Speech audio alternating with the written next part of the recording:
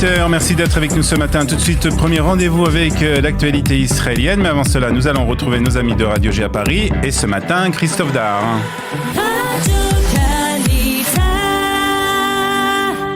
Le journal en direct de nos studios de Jérusalem. Et on retrouve depuis les studios Kalita Olivier Granilic. Olivier, bonjour. Bonjour Christophe.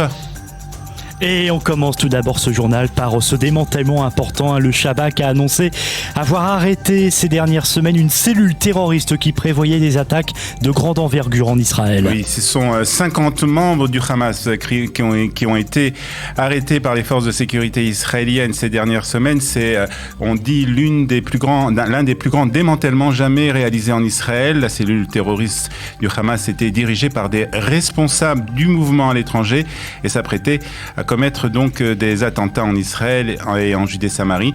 Selon le communiqué, l'une des personnes arrêtées est Isaoui Kawashem, qui est membre du Hamas à Hebron. Il est soupçonné d'avoir reçu des sommes d'argent importantes à l'étranger et obtenu la promesse de recevoir $1 million pour enlever un Israélien.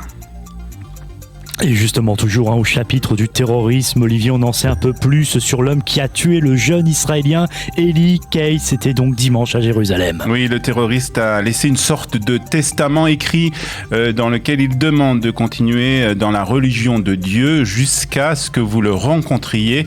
Je vous demande de tenir bon et de continuer sur cette voie à travers les prophètes. C'est ce qu'a donc écrit Fadi Abou Shkayadam. L'enquête a aussi révélé que l'homme s'était rendu à plusieurs reprises en Turquie pour y rencontrer des membres du Hamas qui lui ont ordonné de commettre donc l'attentat ce dimanche.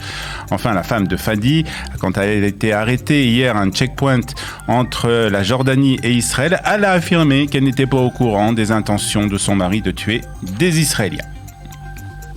Et ce moment, bien sûr, de très forte émotion, des milliers de personnes ont assisté aux obsèques de Eli Keil, donc ce jeune Israélien âgé de 26 ans, tué donc par un terroriste arabe palestinien dimanche. Oui, en effet, des milliers de personnes qui ne connaissaient pas Eli sont venues au Har HaMenuchot à Jérusalem pour lui rendre un dernier hommage. Nachman Shai, qui est le ministre de la diaspora, a prononcé une oraison funèbre et a déclaré: l'histoire d'Eli est l'histoire d'Israël par excellence, a dit donc le ministre, et d'ajouter: nous promettons de tout faire afin que cet endroit soit toujours un foyer pour le peuple d'Israël. On passe au procès de Benyamin Netanyahou. C'est un ancien proche conseiller de l'ancien Premier ministre qui était hier à la barre des témoins. Un témoignage très attendu. En effet, Nir Hefetz, c'est le nom de ce témoin, personnage clé de ce procès. Il a été un proche conseiller de l'ancien Premier ministre. Il a expliqué hier matin à la Cour qu'il est presque impossible de décrire le rapport que l'ex-Premier ministre entretenait avec les médias. Donc l'ex-conseiller a aussi qualifié son ancien employeur de quelqu'un qui serait au-delà de l'obsession du contrôle. L'implication de Benyamin Netanyahou dans toute question relative à la presse ou aux médias était aussi totale que dans le domaine de la défense, a ajouté donc Nir Hefetz dans son témoignage. Pendant que Nir Hefetz parlait, Benyamin Netanyahou était lui aussi dans la salle et a évité le regard de son ancien collaborateur.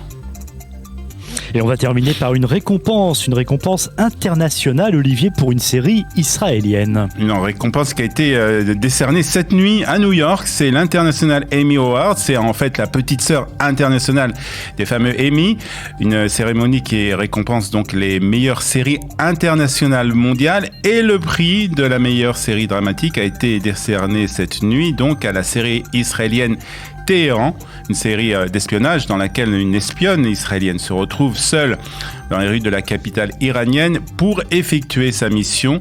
Nous espérons que grâce à cette série, des Israéliens et des Iraniens pourront un jour se promener ensemble dans les rues de Jérusalem ou de Téhéran, a déclaré le réalisateur de cette série. Nous nous retrouvons dans 25 minutes pour la revue de la presse israélienne. Ce sera toujours de Jérusalem depuis les studios Kalita.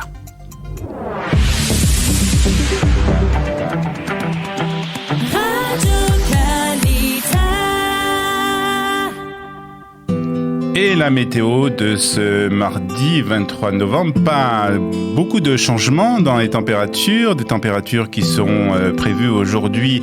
Il fera 21 degrés à Haïfa, 22 à Tel Aviv, 18 à Jérusalem, 23 degrés à Beersheva, 27 degrés à Eilat.